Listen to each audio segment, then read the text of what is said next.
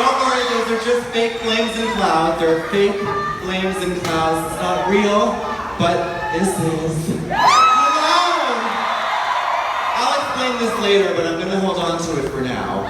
In the meantime, I just wanted to introduce myself and say a few things because, well, I have a lot to say, it turns out. Now listen, shh. I was gonna do, you have no idea what I was gonna do. I had this whole crazy production planned, and then I went to the doctor. I went to a real doctor, mind you. Not one of those backwoods hillbilly tooth yankers. I went to a real, genuine doctor. He had an office in the valley, and it had limited air conditioning, but it was beautiful. And he said that if I do another split, that I'll never have children, ever. And it was so hard to tell him that I don't have a vagina. I know that I look like a flawless woman that would, so glamorous that you just wouldn't notice her in the grocery store. I mean, look!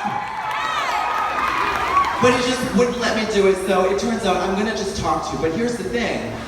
I have a lot to say, and I have about 8 minutes, so you better fucking get ready. Before I do that, though, I am so embarrassed. This is not going well already.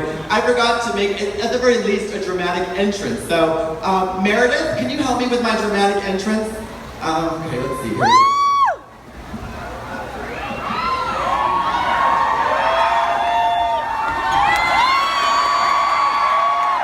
Oh, that was thrilling. That was thrilling, and it adds some texture to the outfit. Thank you so much, Meredith. I appreciate it. Oh, you fucking gotta be kidding me. All right, yeah, don't spend it all in one place.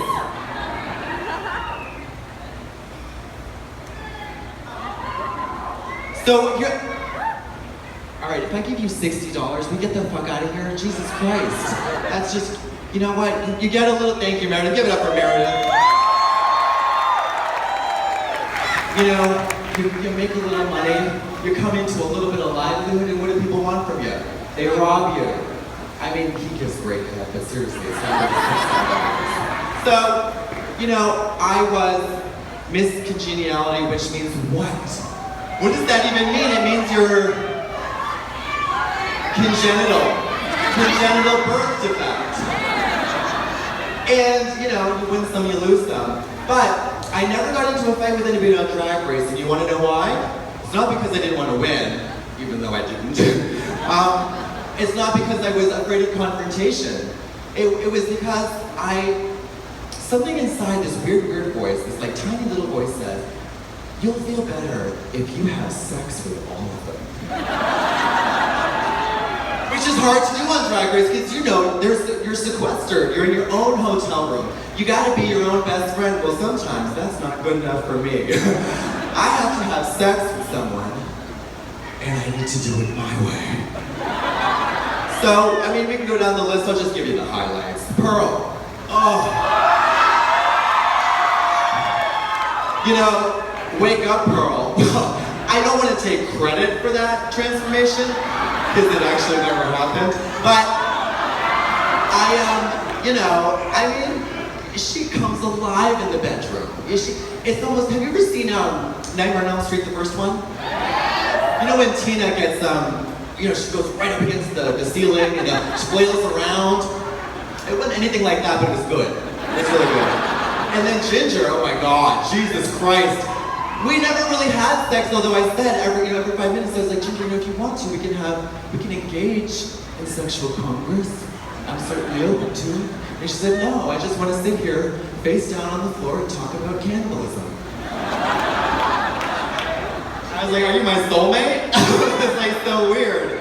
And then of course, Miss Fame. I never approached Fame for sex. I never approached Fame for sex because I just couldn't handle the adhesive tape that it would require for me to get my body stretched back to an age that she found desirable. It involved so many rolls of duct tape, pulleys, chains, a bouncy ball for some reason, and I was just like, Fame, you're not that cute, I'm not gonna do it. But the real sleeper, the real sex sleeper, sleeping sex bag, if you will, of season 7 was Michelle. You know, everybody, it's the easiest fucking joke. Oh, Michelle's a man. Oh, Michelle's a big dick. Michelle's a big black dick. I don't know why it's gonna go there. But she has this dick. Of course, it doesn't belong to her. It's this ancient Egyptian dick. You know, it's in this huge long case that's super heavy and nobody ever wants to carry it. But if you make the effort and you figure out the the combination of those locks, there's 12 of them, and you open that chest and it's like.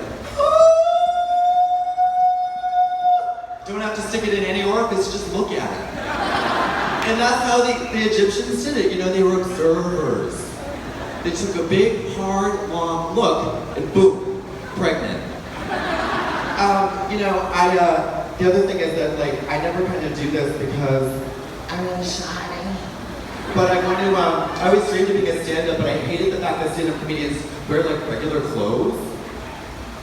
And I know that in drag we do it because we don't have any talent, but I wonder, like, if we could just, like, why is Sarah Silverman? She's so funny, but she just wear, like, a t-shirt and jeans, and I know, listen, for ladies it's different, you know, you have to, the expectations are already, they have it for so long, you gotta do this, you gotta do that. But for men, they get to go on stage with a dirty t-shirt with hot dog mustard all over it, and then a jeans with a, rip in the crotch, and you can see their gross 2-inch dick. Like, no! Dress up a little, or at least hang from the ceiling the whole time. That's comedy. That's funny. Now, there's three more things I want to tell you. So I want you to learn something about the world. I know, but learning is fun. And then I want you to learn something about me, which is good because I'm going to tell you a fucking secret. And then the third thing is that we're going to learn something about maybe you. Okay, now here we go. So I found that it is really helpful to do accents if you have a hard time communicating emotions. So, for example, like if I have to get really serious, I'll talk in a British accent. Because a lot of girls, especially, like if you have vocal fry and you can't help it, people never take you seriously. Like, can you like get me that thing out of there? Because like I can't reach it, and I'm like, I'm nailed to this chair and I'm tied up. That's just hard for me. You know, they're not going to take you seriously. But if you go like, excuse me, darling. If you don't fetch me that thing that I require, I'm gonna take your head and bang it against a spike, then I'm gonna skin you and wear you like a cape, and fly to your parents' house and kill them. And it works! It really, really works. You should try it. Barbara? Is that Barbara? I thought you were dead. You're not Barbara. Oh, God. And then the second thing is, oh my God. I know this is a little bit patronizing because it's your city, but I learned some crazy shit about Philadelphia. Yeah, it's beautiful, by the way. And listen, I'm not going to do that thing that's like pandering when it's like, yeah, Philadelphia is the best city in the world. Because I actually we were in Pittsburgh tonight. But like, the city of brotherly love, right? Yeah. And I was like, what is that all about? Is it about, no, it's not about her, even though it should be. The city of brotherly love, way, way, way back, like back in the day, old history times, you know. I think it was in the time of like Mesopotamia or Sumeria or something like that. It was like a gay colony.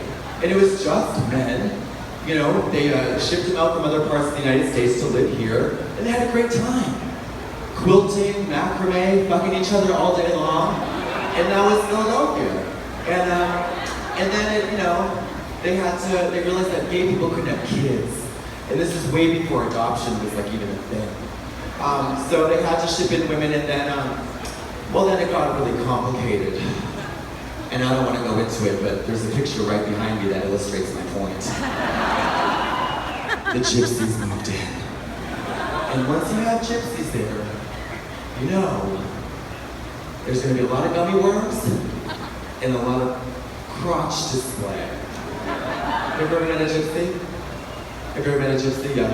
3 times? How many times do you have gummy worms in your mouth? Every time. Exactly. Well, see, there you go. Now, I know that one thing, with lip sync drag, it's dramatic, it's crazy, it's the human body, and it's the most expressive. So I want to do a trick that you've never ever seen before in your life to end the set, because tricks are a way for the body to, when we see a performer do a trick, it's like, wow, that was amazing. I could never do that.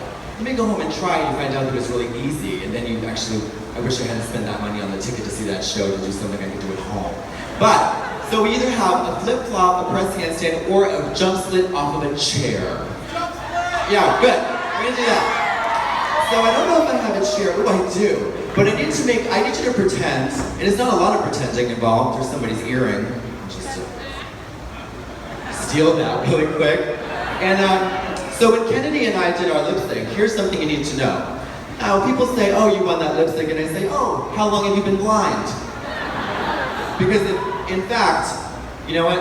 I'm a mature woman who can make her own decisions. I'm gonna take my shoes off. Now, as an added bonus, I did not stretch. I'm throwing caution to the wind, so if you hear a hamstring snap, that's what happened. So, can you, I don't want a drum roll. Can we do something different? How about a hiss? Like, have you ever seen Harry Potter? Yeah, like, Harry Potter, the boy who lives, come to die. I want you to be Nagini. So you're the snake that's about to eat me, but in a last minute show of bravery, I'm gonna split my genitals in half to show that I deserve to stay alive. So here we go, so why don't you get into a hiss, and then when I do it, you'll cheer, because that's what happens.